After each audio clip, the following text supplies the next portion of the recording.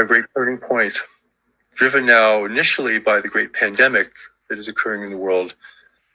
But beyond this, the other greater ways of change that have been building for a long time that will emerge as we go forward. I spent my life receiving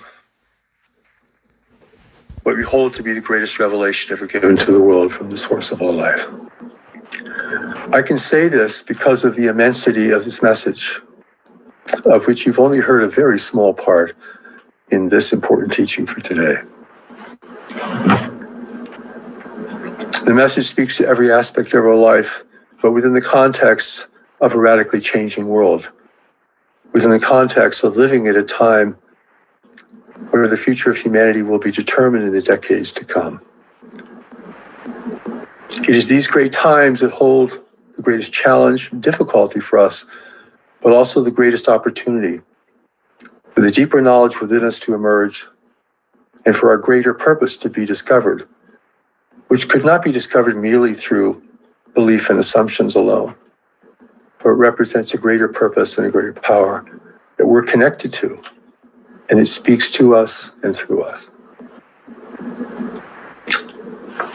So I welcome you then to receive this message and consider it deeply. It will be very challenging. It will not conform to ideas and beliefs that are prevalent in the world. For a new message to God will never be limited by these things. It is the pure message with a pure intent. And it will be a great challenge to see who can respond, who has the courage, who has the willingness, who has the humility to receive something of this magnitude, which may throw their whole life in doubt, may question their values, their beliefs, may upend their long-held assumptions, may change their plans, all to save them, to serve them, and to give them a new life within a new world reality. So I have received this gift, and I give it now to all of humanity. I give it to be translated into foreign languages. I give it to be considered both now and into the future, when it will become ever more relevant to what we can even see and know today. Let us be aware then that the source of all life has warned us of the coming financial storms that are here now and that will come as a consequence into the future. And I ask you here to value your own life and the purpose of your life, which is yet to be fully discovered, which is contingent upon your stability in the world, in your work, your health, and your relationships. Your task now is not to have great answers for the great problems of the world, but to be able to build stability within your life, within the circumstances of your life, to whatever degree that is possible.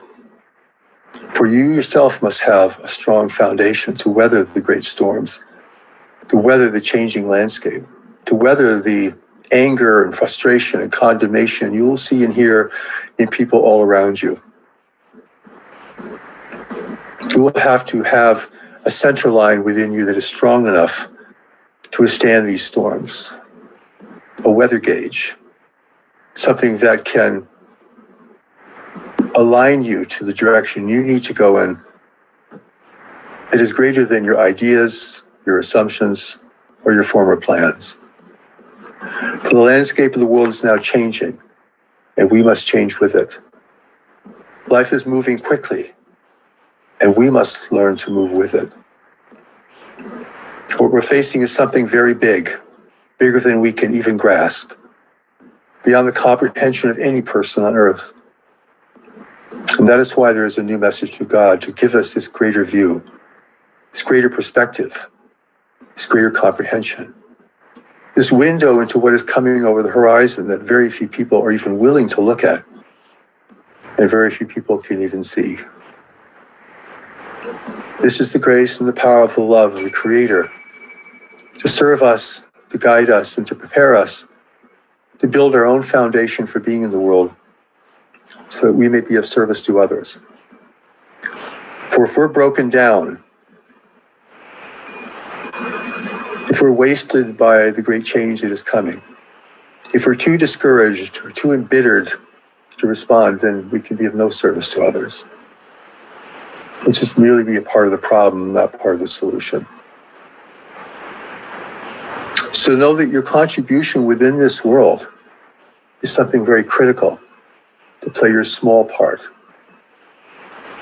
Do not assume a mantle of great responsibilities or great recognition here. But know that you're here to play a part that will be revealed to you as you prepare. For it doesn't happen in matters such as this that you see the answer and then you know how to prepare. You prepare so that the answer can be revealed to you. For heaven is not going to give you a greater role until you have established your stability, your trustworthiness, and your true desire that this be given to you. So I invite you to receive and explore the new message from God. It will speak to you at a very deep level. And because it is a message from beyond our world, from beyond any world, it will not be bound to our ideas and our beliefs or our assumptions. It will not be bound to whatever our culture assumes to be true, even what our science assumes to be true. It speaks of something greater within us and a greater opportunity we have to be in the world where we have been sent into these difficult times. Therefore, I give this revelation to you. Take it within yourself. Consider it deeply before you start talking about it with other people. Build a relationship with it. Consider its messages in terms of your life and circumstances and the journey that you've already taken in life up until this point. And then take it into the world. But as you take in the world, I ask that you not change it. Do not alter its words. Do not fit it in with other things, for this is the pure message. Do not compromise its integrity by trying to wed it with other ideas that you appreciate or that you're accustomed to having. Let it stand upon its own as something unique and precious in the world today, something that will serve you beyond what you can now consider, and which will be of great service to people 100 and 1,000 years from now. That is how great it is. For it is only great turning points that God will send a message of this magnitude into the world. This does not happen frequently, and it always happens for a greater purpose. The blessing is with you. May you be with the blessing. May the power and presence of knowledge become stronger within you. And may you take a journey of many steps without determining the destiny, without defining the journey, but following the invisible light that lives within you, that has called you even here today to receive